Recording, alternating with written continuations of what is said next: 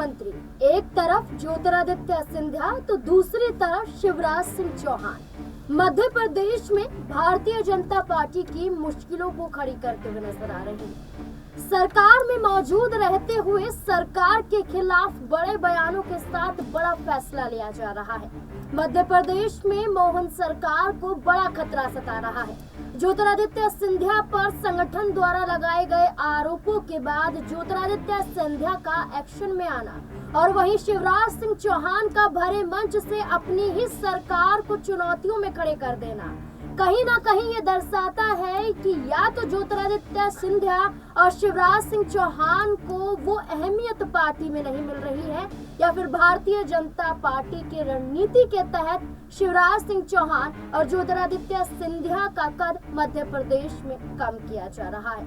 अब ऐसे में ज्योतिरादित्य सिंधिया और शिवराज सिंह चौहान क्या कदम उठाते हुए नजर आएंगे? एक तरफ उपचुनाव में बीजेपी की हार का सबसे बड़ा कारण बन रहा है, दूसरी तरफ किसान आंदोलन मुखरता के साथ केंद्र सरकार के आगे डटा हुआ है। देखना होगा कि आखिरकार इन दोनों ही मुद्दों के तहत अब केंद्रीय मंत्रियों द्वारा जो फैसला लिया जाएगा, इसमें क्या भारतीय जनता पार्टी की मुश्किलें खड़ी होती हुई नजर आएंगी और क्या इसका असर मध्य प्रदेश में देखने को मिलेगा? कई सवाल हैं। मेरे साथ मेरे वरिष्ठ सहयोगी अमन सर जुड़ चुके हैं। सर, आपका बहुत बहुत स्वागत है। सर, जैसे हम ज्योतिरादित्य सिंधिया के बारे में चर्चा कर रहे थे, लगातार चर्चा कर रहे हैं हम कि विजयपुर बीजेपी का हार जाना उपचुनाव में संगठन द्वारा ज्योतिरादित्य सिंधिया पर आरोप लगाए गए। हाल ही में एक इंटरव्यू ज्योतिरादित्य सिंधिया को होता है, उसमें भी वो ये कहते हुए नजर आते हैं कि इस संदर्भ में कोई टिप्पणी नहीं करना चाहता हूँ, यानी कि जो मैंने पहले कह दिया है मैं उस बात पर कायम रहूंगा। अब बीजेपी द्वारा आरोप लगाए गए, ज्योतिरादित्य सिंधिया बीजेपी के सामने डटे हुए खड़े हुए नजर आ रहे हैं। क्या लगता है अब बीजेपी पर भारी पड़ चुके हैं सिंधिया? देखिए, जाहिर सी बात है, सिंधिया के अगर आप कद देखें तो मध्य प्रदेश के अंदर उनसे बड़ा लीडर मेरे ख्याल में दूसरा कोई था नहीं। अगर आप कांग्रेस के हवाले से देखें तो कमलनाथ के बाद दूसरे नंबर पर वो आते थे, लेकिन लोकप्रियता के मामले में ये कहा जा सकता है कि वो नंबर 1 की पोजीशन पे थे।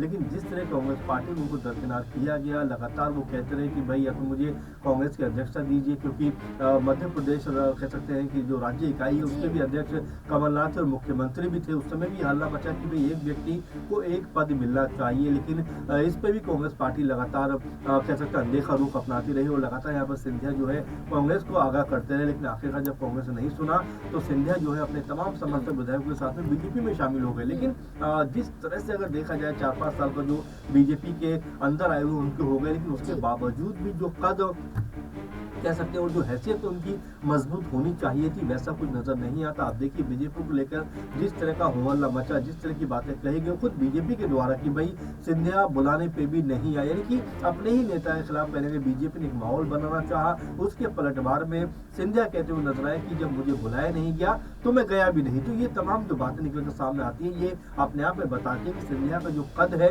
वो कितना मजबूत है। और यहाँ पर अगर बीजेपी उनके कद को कम करना चाह रही है या उनको इस तरीके से दरकिनार करना चाह रही तो ये बीजेपी के ऊपर भारी पड़ता हुआ नजर आ सकता है। आप देखिए जिस उत्साह में बीजेपी थी कि सिंधिया के बिना भी हम चुनाव जीतेंगे मध्य प्रदेश का, उनको दोनों सीटों के ऊपर कहीं ना कहीं कह सकते हैं कि मुंह की खानी पड़ी। बुधनी भले ही वो जीत गए, लेकिन नाज़रीन बुधनी में भी 10-12-11 हजार के आसपास के अंदर जीते, कोई बहुत बड़ी जीत नहीं हुई है। और विजयपुर में तो कांग्रेस पार्टी ने जीत का पताका फहराया, एक तरीके से यहाँ पर बीजेपी को बताया कि अभी भी वो कह सकते हैं प्रदेश में जो उनके वोटर्स हैं, जो लोग हैं वो अभी भी प्रभावी हैं और सही मौके की तलाश में वो है। जैसे उनको मौका मिलेगा वो यहाँ पर पलटवार करते हुए नजर आएंगे। और यहीं पे जब रिजल्ट आते हैं उसके बाद में लगातार सिंधिया को लेकर बातें उठना शुरू हो जाती है कि अगर सिंधिया कह सकते हैं प्रचार प्रसार में नाज़रीन आए होते तो बीजेपी की हार नहीं होती। नरोत्तम मिश्रा जो मिश्रा हैं या और तमाम लीडर्स हैं, उन्होंने तमाम सारे सवाल भी इस बात को लेकर उठाए हैं कि जो बीजेपी की लीडरशिप है वो अपने आप में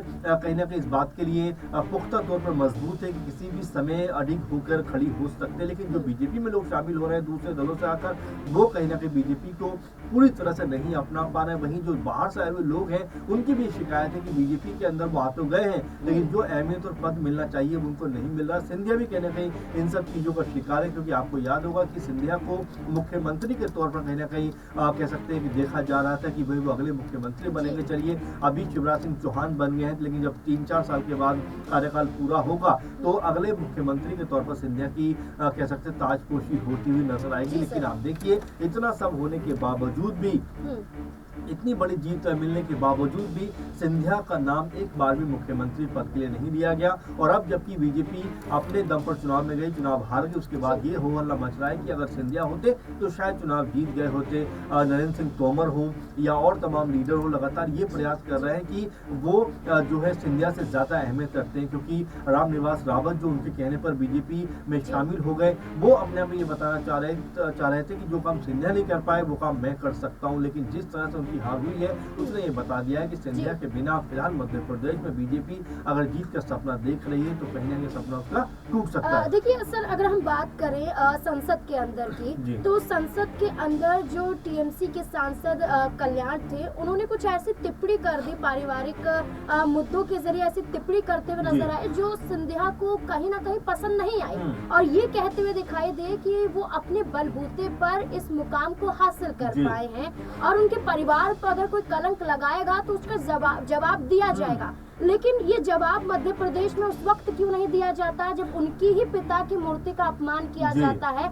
और विपक्ष में बैठी कांग्रेस पार्टी लगातार कहती है कि हम इंसाफ दिलाकर रहेंगे। आज भी कांग्रेस नेताओं का अपमान किया जाता है, दिग्गजों का अपमान किया जाता है, और बीजेपी सिर्फ देखती है, एक्शन तो लेती है, लेकिन कोई बड़ा कदम ऐसा नहीं उठाया जाता, और सिंधिया की खामोशी का सवाल नहीं खड़े करती। बिल्कुल बिल्कुल नाज़रीन, आपने महत्वपूर्ण बात उठाई, क्योंकि अगर सिंधिया को अपने ईगो का इतना हर्ट हुआ, अपने आप को इतना उन्होंने अपमानित महसूस किया और संसद में कह सकते हैं कल्याण बनर्जी के ऊपर इसे पलटवार करते हुए तमाम तरह की बातें वो कहते हुए नजर आए। लेकिन सही बात है कि जब उनके पिता की मूर्ति को एक गलत तरीके से कह सकते हैं कि जो यहाँ से वहां ले जाया जा रहा था, तो आखिर उन्होंने इसके ऊपर कोई बड़ा स्टेटमेंट क्यों नहीं दिया? क्या पिता का सम्मान कह सकते हैं कि अब उनके सम्मान से बड़ा हो गया है या छोटा हो गया है, या उनको इस पर नहीं बोलना चाहिए था? और यहाँ पर सिंधिया का अगर रुख देखें तो उन्होंने दबी जुबान में ही कह सकते हैं इसका एक तरीके से पलटवार किया। यहाँ पर बीजेपी के नेता हालांकि एक बात कहते हुए नजर आए कि गलत हुआ है, लेकिन सिंधिया ने इसको जोरदार तरीके से नहीं उठाया। तो कुल मिलाकर क्या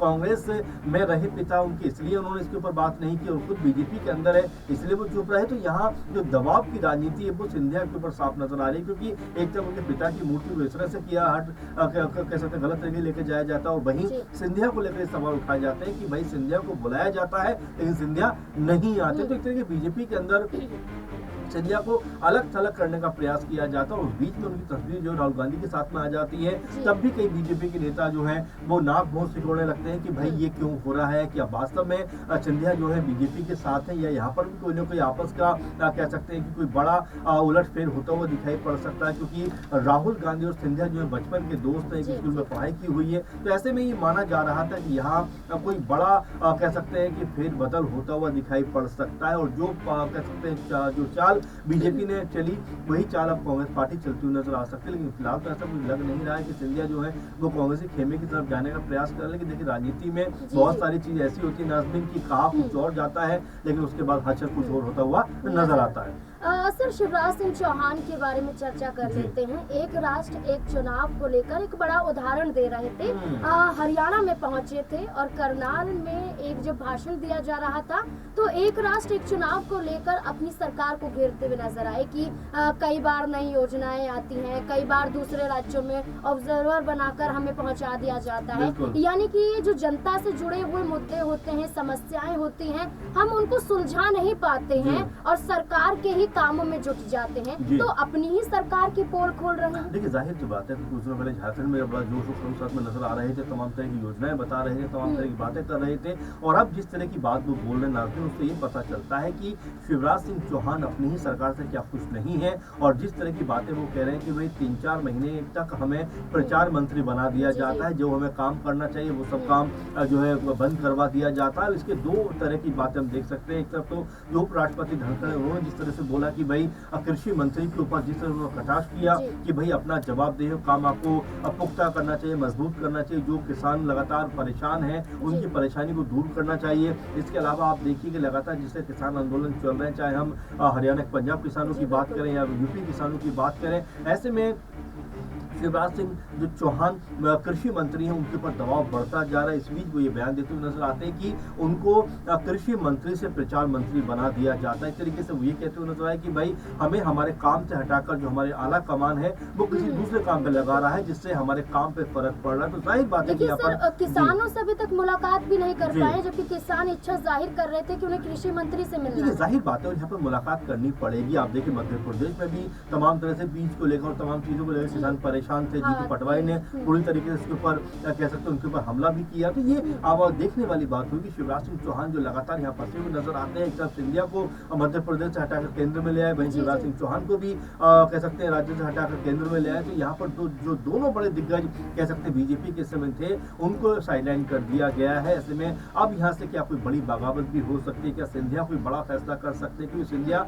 को लेकर लगातार ये बात कही जा रही है कि जिस तरह से मंत्रालय उनको मिला है वो उस मंत्रालय से बहुत ज्यादा खुश नहीं है। और साथ में वो ये भी देख रहे हैं कि उनकी चाह कहीं ना कहीं मुख्यमंत्री बनने की थी, लेकिन उनकी चाह को कह सकते हैं खत्म कर दिया गया। मोहन यादव को मुख्यमंत्री बना दिया गया। वहीं शिवराज सिंह चौहान का आपने जिक्र किया, उनको भी यही महसूस हो रहा है कि केंद्र में लाकर कहीं ना कहीं उनको जिस तरह से उनकी लोकप्रियता थी मध्य प्रदेश के अंदर उसको खत्म करने का प्रयास किया गया है। तो वास्तव में मध्य प्रदेश में बीजेपी की जो दोनों दिग्गज हैं कहीं ना कहीं अब बीजेपी के लिए परेशानी का सबब बन सकते हैं, क्योंकि अगर इनके बात ही शुरू हुए तो बीजेपी यहाँ पर मुश्किलों पड़ती हुई नजर आएगी। बिल्कुल, अगर देखा जाए तो एक तरफ किसान दिल्ली कूच करने के लिए एक बार फिर से तैयार है, कृषि मंत्री पर दबाव बनाया जा रहा है और शिवराज सिंह चौहान अपनी ही सरकार को घेरने में लगे हुए हैं। वहीं दूसरी तरफ ज्योतिरादित्य सिंधिया भारतीय जनता पार्टी को सख्त तेवर दिखाते हुए नजर आ रहे हैं। देखना होगा कि मध्य प्रदेश में अब इसका असर क्या पड़ता हुआ नजर आएगा। क्या मोहन सरकार, जिस पर इल्जाम लगते हैं कि अभी तक अपने बलबूते पर